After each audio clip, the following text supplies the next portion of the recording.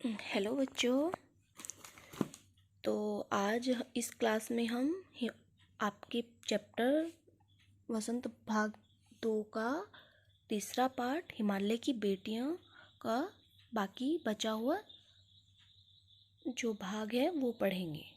ठीक है बच्चों, तो चलिए शुरू करते हैं। हमारा कहाँ तक हो गया था? हमारे 3 पैराग्राफ हो गए थे, तो शुरू करते हैं बाकी बचा हुआ चैप्टर। जिन्होंने मैदानों में ही इन नदियों को देखा होगा, उनके ख्याल में शायद ही ये बात आ सके कि बूढ़े हिमालय की गोद में बच्चियां बनकर ये कैसे खेला करती हैं। माँ बाप की गोद में नंग धड़ंग होकर खेलने वाली इन बालिकाओं का रूप पहाड़ी आदमियों के लिए आकर्षक भले न हो, लेकिन मुझे तो ऐसा लुभावना प्रतीत हुआ वह रूप कि हिमालय को ससुर और समुद्र को उसका दामाद कहने में कुछ भी झिझक नहीं होती। तो बच्चों, जैसे मैंने आपको बताया था पहली कक्षा में, जो इससे पहले हमारी कक्षा हुई, तो उसमें बताया था कि यहाँ पे लेखक ने हिमालय को पिता कहा है और उसकी बेटियाँ किसको कहा है? नदियों को। तो बच्चों, यहाँ पे कवि अभी बता रहे हैं, देखो बच्चों, जैसे हिमालय को पिता कहा गया है, नदियों को उनकी बेटी कहा है। तो लेखक ने जब उनको मैदानी भागों में देखा था, तो आपको याद होगा उन्होंने क्या बताया था कि उनको वो बिल्कुल शांत और एक संभ्रांत महिला की जैसी लग रही थी, जैसे वो तो कभी ऐसे उछल कूद शैतानी कर ही नहीं सकती। तो अभी उसी बारे में बता रहे हैं इस पैराग्राफ में लेखक कि जब तक इन्होंने नदियों को सिर्फ मैदानी भागों में देखा था, तो उनके रूप पर उनको बिल्कुल भी यकीन नहीं हुआ था, है ना। और उनको कोई पहचान भी नहीं पाएगा। अगर कोई व्यक्ति उनको सिर्फ मैदानी भागों में देखेगा और पहाड़ी भागों में वो नहीं देखेगा, तो वो कभी पहचान भी नहीं पाएगा कि क्या ये नदियाँ ऐसा रूप भी ले सकती है जैसा वो पहाड़ों में लेती है। ठीक है बच्चों, इसलिए जिन्होंने इन नदियों को सिर्फ मैदानों में देखा होगा, तो वह तो कल्पना भी नहीं कर सकता कि यही शांत नदियाँ हिमालय की गोद में छोटी बच्ची के जैसे उछल कूद मौज मस्ती करती हुई खेलती होगी। है ना बच्चों, समझ में आया कि लेखक कह रहे हैं कि जिन लोगों ने इनको मैदानी भागों में देखा होगा और कभी पहाड़ी भागों में आके देखा नहीं होगा, तो वो तो कभी यकीन भी नहीं कर सकेंगे, कभी कल्पना भी नहीं कर सकेंगे कि यही शांत नदियाँ हिमालय की गोद में छोटी बच्ची के जैसे उछल कूद मौज मस्ती ये सब करती हुई खेलती हुई बड़ी होती हैं। ठीक है बच्चों, आगे लेकर कहते हैं कि जिस प्रकार एक छोटी बच्ची नंगधड़ंग बालिका की बाल लीलाएं देखकर उनके माता पिता इतने खुश होते हैं, इतना प्रेम करते हैं उनसे, ऐसे ही जब ये छोटी बच्ची ये नदियाँ अपने पिता यानी हिमालय की गोद में खेलने वाली इन नदियों का रूप वहाँ रहने वाले व्यक्तियों के लिए, अर्थात जो पहाड़ों पे रहने वाले व्यक्ति हैं, उनके लिए कभी आकर्षित नहीं होता। जैसे यहाँ लेखक कह रहे हैं कि जो लोग पहाड़ों में रहते हैं, हमेशा से पहाड़ों में रहे हैं, जिन्होंने इनको हमेशा से ऐसे ही देखा है, उनके लिए कोई आकर्षक की बात नहीं होगी।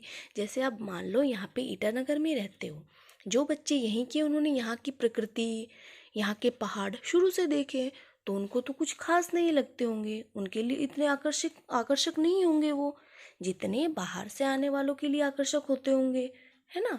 तो ऐसे ही लेखक ने नदियों के बारे में बताया है कि जो लोग पहाड़ों पे रहते हैं, यहाँ हिमालय वाले क्षेत्र में रहते हैं, उनके लिए इतनी आकर्षक नहीं होंगी, क्योंकि उन्होंने तो शुरू से ऐसे ही देखा है।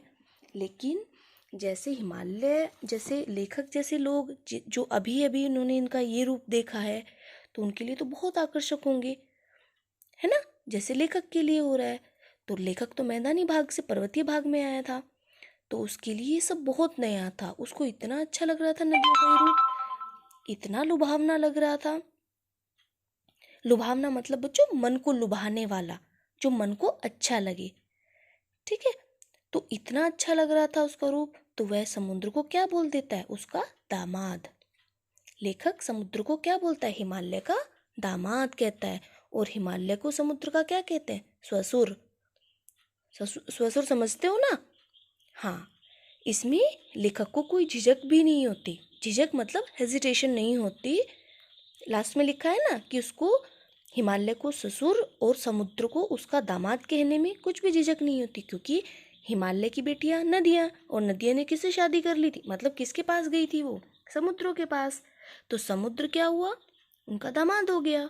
तो ये सब कहने में लेखक को कोई झिझक नहीं हो रही है। ठीक है, आगे चलते हैं।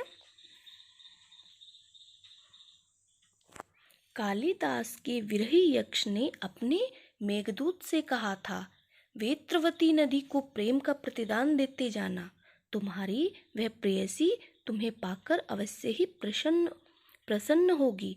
यह बात इन चंचल नदियों को देखकर मुझे अचानक याद आ गई और सोचा कि शायद उस महाकवि को भी नदियों का सचेतन रूपक पसंद था। दरअसल जो भी कोई नदियों को पहाड़ी घाटियों और समतल आंगनों के मैदानों में जुदा जुदा शक्लों में देखेगा, वह इसी नतीजे पर पहुंचेगा। तो बच्चों, जैसे मैंने आपको बताया था कि लेखक ने यहाँ पे क्या किया है, हिमालय को और नदियों का मानवीकरण किया है। मानवीकरण का मतलब मैंने आपको सबसे पहली क्लास में बताया था कि मानवीकरण का मतलब होता है बच्चों कि किसी निर्जीव चीज को मानव मान लेना, मतलब उनको मानव के जैसे प्रेजेंट करना, जैसे नदियों को किया है। अब नदियाँ सच में लड़की थोड़ी ना है, लेकिन उनका मानवीकरण कर दिया गया, उनको बेटी मान लिया, लड़की मान लिया एक, और हिमालय को उनका पिता मान लिया। तो यहाँ लेखक कह रहे हैं कि ये जो मानवीकरण की परंपरा है, ये आज से नहीं है, ये पहले से ही है। कि एक कवि थे कालिदास, है ना, पहले जो महान कवि हुए कालिदास, उन्होंने भी ऐसे ही अपने, उनका एक बहुत फेमस महाकाव्य था बच्चों जिसका नाम था मेघदूत। तो उसमें उन्होंने, जो उनके कैरेक्टर थे उस महाकाव्य में, यक्ष और यक्षिणी, है ना, तो उनको यक्ष था नायक, यक्षिणी थी नायिका, तो वो दोनों बिछड़ जाते हैं। तो यक्ष यक्षिणी के पास संदेश पहुंचवाता है, किसके माध्यम से? मेघों के माध्यम से। मेघ मतलब बादल। तो वो मेघ के माध्यम से संदेश पहुंचाता है। तो यहाँ पे वही बात हो रही है कि कालिदास के विरही यक्ष ने, जो उनका नायक था, विरही मतलब बेटा जो दुखी होता है, जो बिछुड़ जाता है किसी से, तो उसने मेघदूत से कहा था। मेघ मतलब बादल, दूत होता है बेटा संदेश पहुंचाने वाला और लाने वाला और ले जाने वाला, उसको बोलते हैं दूत। तो मेघदूत से कहा था वेत्रवती। वेत्रवती बेटा जो आज हम जिसको बोलते हैं बेतवा नदी, तो उसी को पहले वेत्रवती नदी कहते थे। ठीक है, नदी को प्रेम का प्रतिदान देते जाना, मतलब कि तुम जाते समय रास्ते में ये बेतवा नदी आएगी, उसको अपना प्रेम का प्रतिदान देते जाना, मतलब तुम वर्षा करते जाना। ठीक है, मतलब इसमें उन्होंने बताया कि तुम जब वहाँ से गुजरोगे, जाओगे, तो रास्ते में वेत्रवती यानी आज जो हम जिसको बेतवा नदी कहते हैं, उसको अपने प्रेम रूपी प्रतिदान उसको देते जाना, अर्थात उसके वर्षा करते जाना वहाँ पे, जिससे तुम्हारी प्रेयसी, प्रेयसी मतलब प्रेमिका, किसको कहा है? नदी को, बेतवा नदी को, जिससे वह यह प्रेम पाकर खुश हो जाएगी, क्योंकि वह तुमसे बहुत प्रेम करती है। समझ में आया बच्चों? ठीक है, आगे चलते हैं। यह बात इन चंचल नदियों को देखकर, ठीक है, यहाँ लेखक ने कहा है कि जब ये सब चीज़ें देखते हैं, अब जब वो लेखक खुद अपनी नज़रों से ये सब देख रहे हैं, तो उनको ये सब बातें याद आ जाती है कालिदास की, कि उन्होंने भी ऐसे ही माना था नदियों को, और मैं भी ऐसे ही मान रहा हूँ। तो लेखक यहाँ बताते हैं कि जिस प्रकार कालिदास को भी इन नदियों का ये सचेतन रूप, सचेतन का मतलब होता है बच्चों सजीव, जिसमें चेतन हो, सचेतन रूप यानी सजीव पसंद आया था, वैसे ही लेखक को आया। ठीक है, समझ में आया कि लेखक यहाँ कहते हैं कि जैसे पहले कालिदास को, तब उनको इतना यकीन नहीं होता था, उन्होंने शायद इतना ध्यान भी नहीं दिया होगा, लेकिन जब अब लेखक को खुद ऐसा लग रहा है, तो वो सोचते हैं कि शायद जिस प्रकार कालिदास को इन नदियों का यही सचेतन मतलब सजीव रूप पसंद आया था, वैसे ही इनको भी पसंद आया, है ना।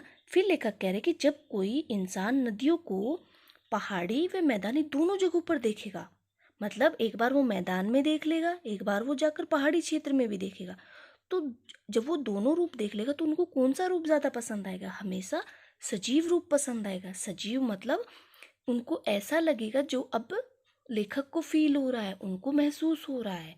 पहाड़ों पर मतलब उनका सजीव रूप देख रहे हैं ना, जैसे कालिदास ने देखा, जैसे लेखक ने देखा। तो यहाँ लेखक कह रहे हैं कि जब कोई इंसान नदियों को मैदानी और पहाड़ी दोनों भागों में देखेगा, पहले उसका शांत रूप देखेगा मैदान में, फिर वो पहाड़ी रूप में उसका रूप देखेगा, तो उनको हमेशा कौन सा रूप पसंद आएगा? पहाड़ों वाला, मतलब सजीव, जैसे उनको लग रहा हो कि ये सच में खेल रही है, सच में जी रही हैं। उनकी बाल लीलाएं देखकर उनको हमेशा सजीव रूप पसंद आएगा। ठीक है बच्चों, अभी नेक्स्ट पैराग्राफ पे चलते हैं। काका कालेलकर ने नदियों को लोकमाता कहा है, किंतु माता बनने से पहले यदि हम इन्हें बेटियों के रूप में देख ले तो क्या हर्ज है। और थोड़ा आगे चलिए, इन्हीं में अगर हम प्रेयसी की भावना करें तो कैसा रहेगा। ममता का एक और भी धागा है जिसे हम इनके साथ जोड़ सकते हैं। बहन का स्थान कितने कवियों ने इन नदियों को दिया है। एक दिन मेरी भी ऐसी भावना हुई थी। जो लिंग तिब्बत की बात है, ये फिर तिब्बत की बात है। मन उचट गया था, तबीयत ढीली थी, सतलज के किनारे जाकर बैठ गया। दोपहर का समय था, पैर लटका लिए पानी में। थोड़ी ही देर में उस प्रगतिशील जल ने असर डाला, तन और मन ताजा हो गया, तो लगा मैं गुनगुनाने। फिर लास्ट में ये वाला गाना गुनगुनाने लगते हैं, ये कविता। तो देखते हैं यहाँ पे क्या कह रहे हैं कवि। तो बच्चों, ये लास्ट वाले पद में, लास्ट वाले पैराग्राफ में लेखक क्या कह रहे हैं कि पुराने समय में कवियों ने इनका मानवीकरण ही नहीं किया, बल्कि आज के कवियों ने भी इनका मानवीकरण किया है। जैसे मैंने आपको कितनी बार बताया, मानवीकरण सबको समझ में आ गया होगा ना अभी। तो यहाँ लेखक कह रहे हैं कि जो कालिदास पुराने समय के थे, पिछले पैराग्राफ में उन्होंने कालिदास की बातें बताई कि इन सब का मानवीकरण पहले कवियों ने ही नहीं किया, आज भी करते हैं ऐसे ही कवि। तो जैसे काका कालेलकर ने नदियों को लोकमाता कहा। बच्चों, लोक का मतलब होता है जगत, संसार, और माता मतलब माँ, जननी, अर्थात संसार की जननी। जो इनको संसार की क्या कहा है? जननी कहा है, माँ कहा है। और ऐसा क्यों कहा? क्योंकि बेटा मानव, जब से भी मानव जीवन का प्रारंभ हुआ है, उसका विकास हुआ है, तब से उसका जल ही जीवन है। और ये नारा भी है ना कि जल ही जीवन है ना। अर्थात अगर जल नहीं होगा तो हमारा जीवन नहीं हो सकता। पृथ्वी पर ही जीवन क्यों है? क्योंकि यहाँ पे जल है, इसलिए नदी को लोकमाता कहा है। समझ में आया? ये आपके को इसमें क्वेश्चन भी आएगा कि नदियों को लोकमाता क्यों कहा गया। क्योंकि पानी के बिना हमारा जीवन संभव ही नहीं है।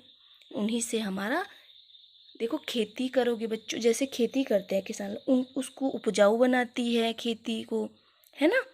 और जहाँ भी आपने देखा होगा, अपनी एसएसटी में पढ़ा होगा, जो पुरानी सभ्यताएं थी, जैसे सिंधु घाटी सभ्यता, ये सारी सभ्यताएं ये कहाँ पे विकसित हुई थी? नदियों के किनारे, है ना।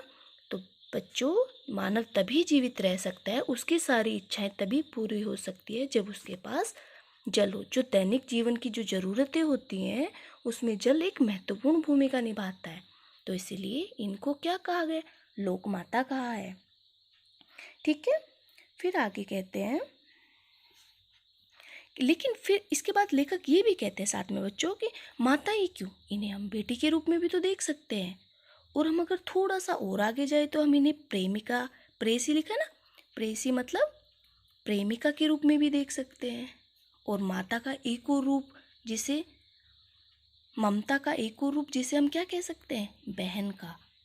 तो कितने ही कवि ऐसे हैं जिन्होंने नदियों को क्या कहा है? बहन भी कहा है। तो बच्चों, तुमसे ये क्वेश्चन भी पूछा जा सकता है कि लेखक ने नदियों को किस किस रूप में देखा है। तो किस किस रूप में देखा है? एक तो माता के रूप में तो देखा ही है, इसके अलावा बेटी के रूप में, प्रेमिका यानी प्रेयसी के रूप में, बहन के रूप में, है ना, इन सब के रूप में उनको देखा है।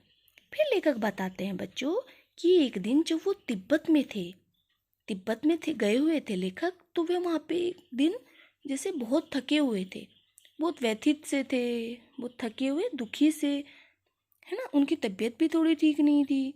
तो वे सतलुज नदी के किनारे जाकर बैठ गए। तो उनकी इच्छा हुई कि पैर नदी में डालकर बैठ जाए। थोड़ी देर में बहते हुए जल में उनके ऊपर असर डालना शुरू कर दिया। उनका मन और शरीर दोनों ताजा हो गए, उनको बहुत आराम मिला। तो जब उनको इतना अच्छा लगा तो वो एक गीत गुनगुनाने लगे। कौन सा गीत, कौन सी पोयम? उन्होंने एक पोयम लिखी, फिर उसी को वो गुनगुनाने लग गए। जय हो सतलज बहन तुम्हारी, लीला अचरज बहन तुम्हारी, हुआ मुदित मन हटा खुमारी, जाऊं मैं तुम पर बलिहारी। तुम बेटी है बाप हिमालय, चिंतित पर चुपचाप हिमालय, प्रकृति नटी के चित्रित पट पर, अनुपम अद्भुत छाप हिमालय, जय हो सतलुज बहन तुम्हारी।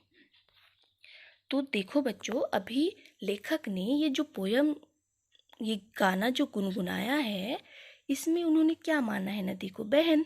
जैसे आपको पता ही चल रहा है कि जय हो सतलुज बहन तुम्हारी, हे सतलुज बहन तुम्हारी जय हो, तुम्हारी जो लीला है उसको देखकर मैं अचरज मतलब आश्चर्यचकित हूँ। हुआ मुदित मन हटा कुमार, तो मेरा मन इस तुम्हारे कार्य को देखकर, तुम्हारी सब चीज़ों को देखकर मेरा मन मुदित मतलब प्रसन्न हो गया है। इस पर मैं बलिहारी जाऊँ मतलब वारा जाऊँ। तुम बेटी हो, यह बाप हिमालय, तुम इसकी बेटी हो, यह हिमालय तुम्हारा बाप है, जो प्रकृति की छटा जिसने बिखेरी है।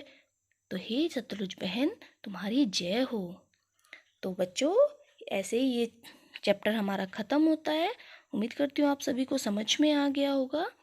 ठीक है, चलो तो फिर अगली क्लास में मिलते हैं।